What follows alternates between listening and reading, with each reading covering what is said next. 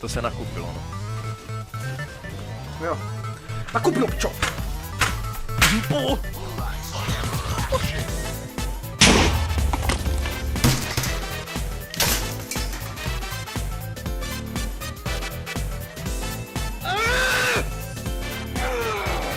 It's literally logic. I was 1, 2, and 1. I made one troll dive on Malphite. The top laner was 4 and 12 at fucking 10 minutes. 10 fucking minutes. 10 minutes.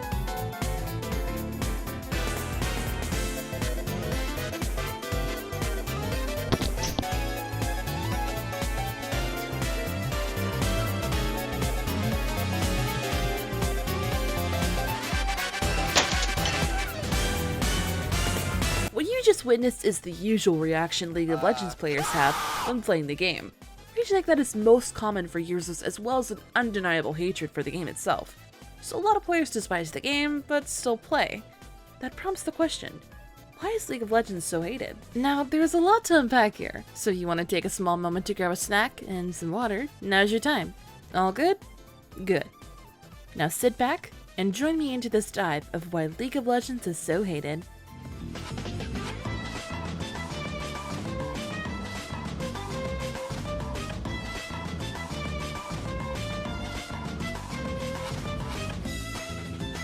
League of Legends is a game created by the company Riot. It's a 5v5 team-based game that involves different kinds of champions that you play as. The champions have different abilities and playstyles, so no two games are the same. The objective of the game is to destroy turrets and eventually destroy the Nexus to win the game. To answer the question as to why League of Legends is so hated, you have to look at multiple different factors. The main reasons I've sought out are these: cosmetics/loot, toxicity in the honor system, champions, and game design. First, we are going to look at toxicity in the honor system. Now, this isn't something Riot really has 100% control over. Anyone can play the game, and anyone can also be toxic. League of Legends is really good at making even the most passive people rage solely because of enemies, or how a game turns out. But that's mostly influenced by, yet again, players. From my experience, players can be aggressive and overly critical of others at times. People can rage about the smallest of things, and mostly at their own teammates. A common toxic thing that teammates do is spam pings at you when you make a mistake, even if it's just a small one. It's me! It's only a game! Sometimes aggravating plays can lead to cross-team harassment too. Riot has tried to fix this, or at least do some damage control. Now let's play a little game. Good evening, everybody. Thank you all for making it out. You're a lovely audience. Today we're going to be playing the game, What Has Riot Done This Time? The game show that tests your knowledge on the things that Riot has done wrong. Now, everybody, let's get ready to play What Has Riot Done Wrong? Guess which way Riot tried to fix toxicity in League? Was it A, bring back the old honor system, B, increase penalties for toxic players, C, remove the all chat feature so you can't talk to the enemy team, or D, have Riot employees install a bot that watches live games to catch bad behavior on the spot?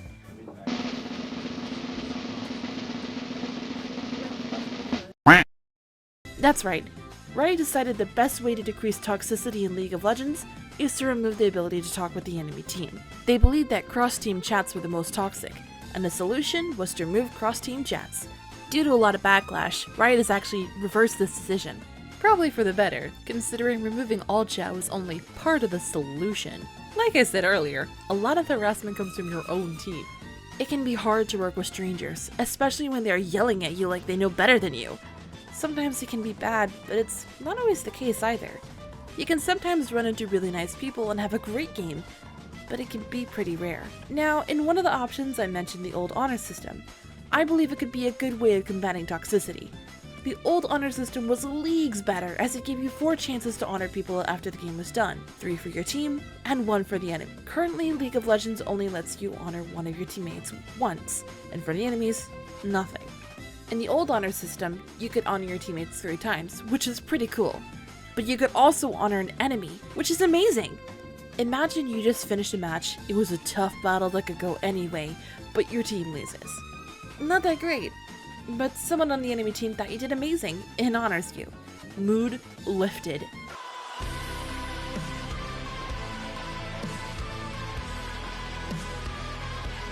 But instead, Riot decided that you should only get to honor teammates, and only once. When you actually do get honored by people who aren't on your team, it does give you a little loading screen flare though, that kinda looks pretty cool.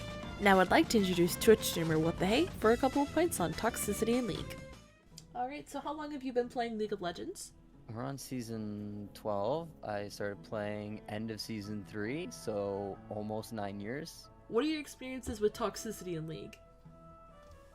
I would say my experience is like very what the community always says is the experience. Like there's a little bit of toxicity here and there. I think it's definitely overblown. It's not as bad of a problem as people make it out to be. But yes, people can be toxic for sure and use slurs and stuff in games. I think the most toxic part of League of Legends is the fact that it's a strategy game where you're trying to win as a team. So because it's a team-based game, there are 4 other players on your team that you're supposed to work with and you're forced to work with to win the game. So when issues happen where opinions are different and people are having issues and arguments, it's occurring in a text chat compared to a voice chat, where I'm of the opinion of voice chat would solve a lot of these issues because people tend to not be as toxic over voice chat compared to text chat. So I would say the biggest issue with toxicity is the fact that it's a team game and the only way of communicating with these people is text chat. And because it's a real-time game, you don't have like time to like think or pause or like have actual conversations. It's like very quick and short things as you need to be playing the game and focused on the game and not the conversation. Next, let's have a look at game design. There's a few things that could be talked about. For instance, rotating game modes or in-game changes. I could even branch off into the spin-offs Riot has made like TFT or Wild Rift. To keep things simple, I'll keep it to the first 2. League of Legends has 2 modes that stick around all the time. Summoner's Rift and ARAM, also known as Ultra Random All Mid. Most people play on Summoner's Rift, but if you're looking to wind down and not think about too much, ARAM is the game mode to play. If you're looking for more calculated gameplay with interesting builds and counters, try another game. On a serious note, on Summoner's Rift, you'll get more long-winded games that usually follow the regular flow of most games. Go to lane, farm some minions, get some gold, buy some items, kill the enemy laners, destroy their turrets, go into late game phase, fight as a team, push down the middle, destroy all the turrets, and destroy the Nexus. Game over.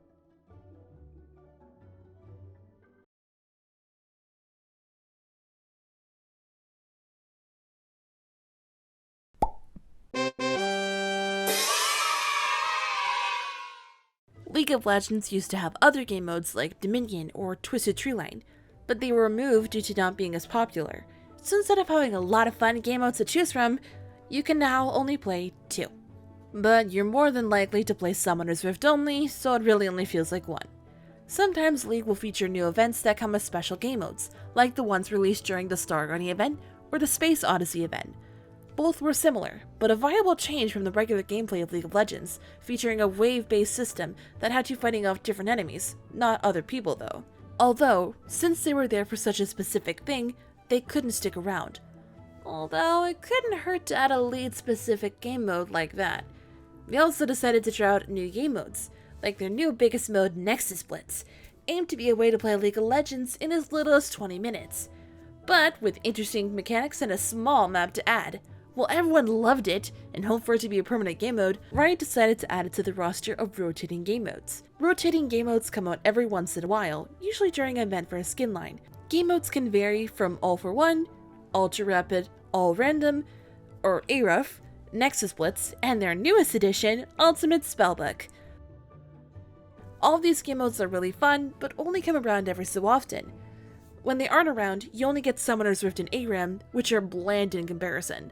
Most people hope that Riot would do more with League, like adding a new permanent game mode, but it looks like that won't happen anytime soon.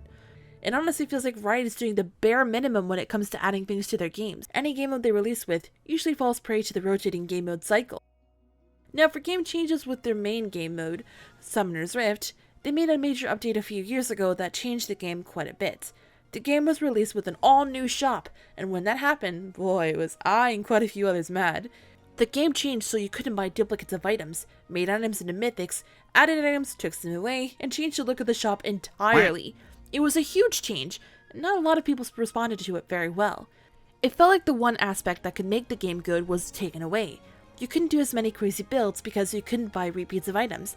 Essentially, they changed the items so if you wanted to do something crazy, it would essentially become build what you weren't supposed to and build what another champ would instead of what your champion would. It was a huge change that shook up a lot of players, but not a lot of us have gotten used to it. The biggest thing I personally miss is building full death caps on Veigar. In the end, it feels a lot like Riot has stripped away what made the game good. Fun game modes to consistently choose from, and fun wacky builds that are just so stupid they might just work. And now, I've brought in Remus, also known as Daddycrossbow on Twitch, to talk about the game's design. So how long have you been playing League of Legends? I've been playing League of Legends since it released from beta mode, I think. So probably 2009-ish till now. 13-ish years. If you could bring a game mode back to the game, which one would you bring? Probably one of the most fun game modes that I've ever played in League is where they let you pick your opponent's team. So it was a mess of 5v5 supports or really weak tanks, and it was hilarious. What were your thoughts on the item changes Riot made to the game when the shop was revamped? The shop has been revamped probably 5 or 6 times in League's history. The most recent one has been the only change in League that's ever made me not want to play League. They do this consistently where they rebalance items or take items out of the game that are too strong. Usually it comes from a place of like, these items on these characters are actually breaking the game, or like it's clear that there's like a stale meta that you have to build these items.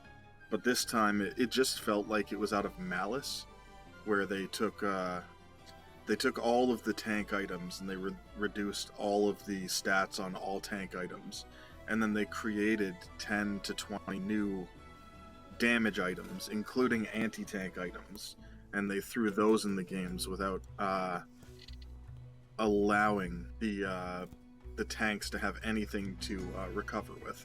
So at this point in the game, tanks are just a dead roll. Alright, now it's time to talk about champions! There are a lot of champions to choose from in the game, and Riot is still adding more to this day. With a lot of new additions, it gives people a lot to choose from. Now, champions as of late have been quite interesting with different looks and kits that they come out with. New playstyles, cool counters, and such alike. The main problem people have with the champions is the kind that get released. Riot has a trend of releasing human-like champions while neglecting their monstery champions.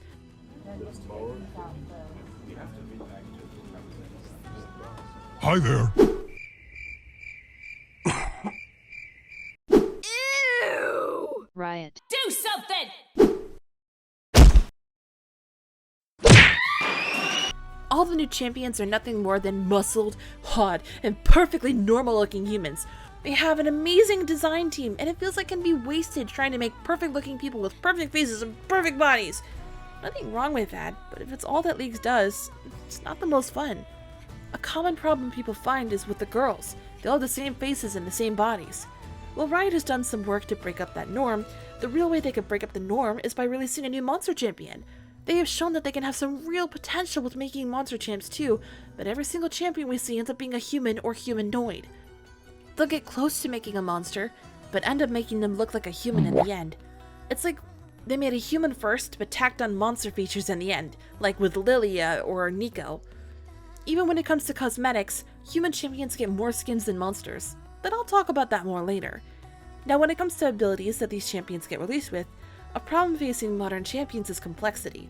Most players find that new champions either borrow abilities from other champions or have the most complex abilities to comprehend. Just take a look at Aphelios. It'll take more brain power to learn how to play him than to learn 50% of the champions in the game. Aphelios' kit has more abilities to learn to use than the first batch of champions ever released. I mean, when the game has 158 champions, soon to be 159 champions to choose from, there are bound to be some similarities between the champions.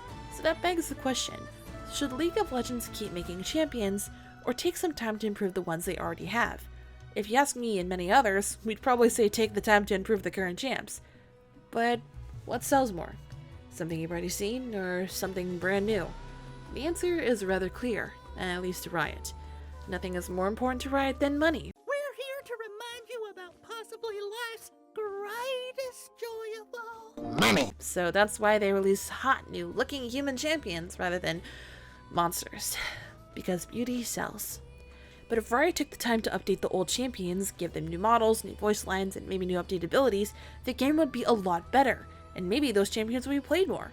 But we're lucky if we get more than one champion update in a year. Meanwhile, Riot is busy churning out 6 new champions every year. With how many they keep releasing, they have to keep thinking new ways to make the champions fight, which causes them to be more complex, like Aphelios. Not to mention, with these new champions, they also end up being super overpowered and end up needing a million nerfs to get them not to be super strong and to fit in with the other champions. Now for my favorite topic as an artist, cosmetics, also known as skins. Skins in League of Legends serve no purpose other than to give the champion a new look. They can range from dark and brooding types to funky and wacky. They can be obtained through loot chests or being bought in the shop with premium currency that you can buy with your money. Or sometimes even through events. The skins don't help you to win at all, but are just for looking at.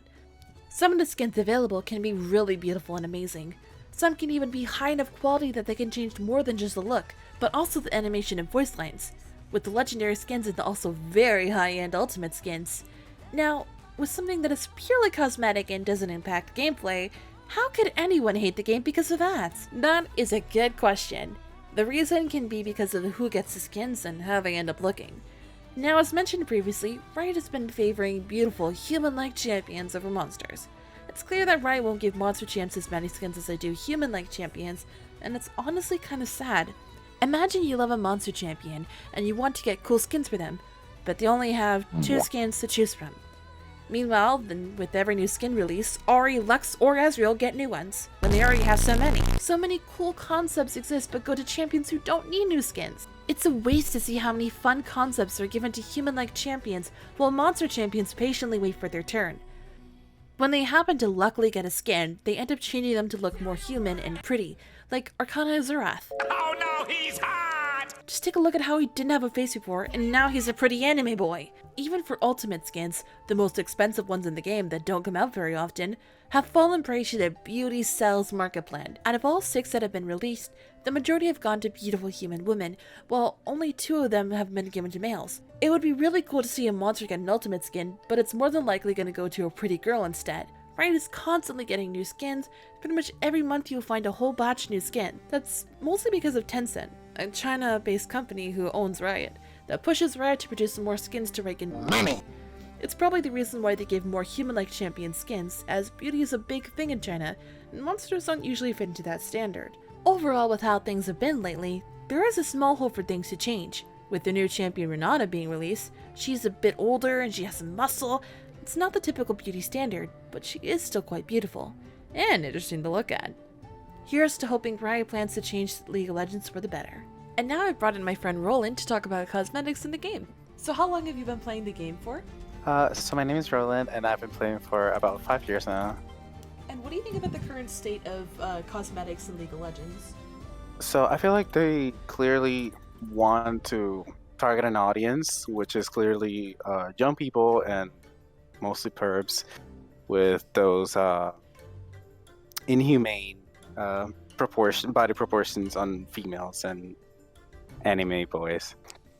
Honestly, something I really like about the cosmetics is the design. They really have really cool designs and color palette. And who do you think would be like the best candidate to get a skin next? I'd say something like Rek'Sai. She is a monster from the depths of the void. There are a lot of more things that make League of Legends bad, but I wouldn't want to go on forever. From a toxic community, aggravating gameplay styles with champions and game modes, and even with the cosmetics the game releases, there's a lot to uncover about League of Legends. And even though I just spent the past couple minutes talking about why it's so bad, there is a lot of things that are really good about it. For instance, the art in the game, the music, and the lore. It's a lot of good stuff in there. So maybe all of us League players are just hoping that they can finally do something with it. I mean, they took a step in the right direction when they started making Arcane. That show is amazing, and it's even better when you actually know how League of Legends actually is. There's a lot to see that's good in League of Legends, but don't forget there's a lot of bad. If you do end up playing, good luck, and don't say I didn't warn you. Anyways, have fun!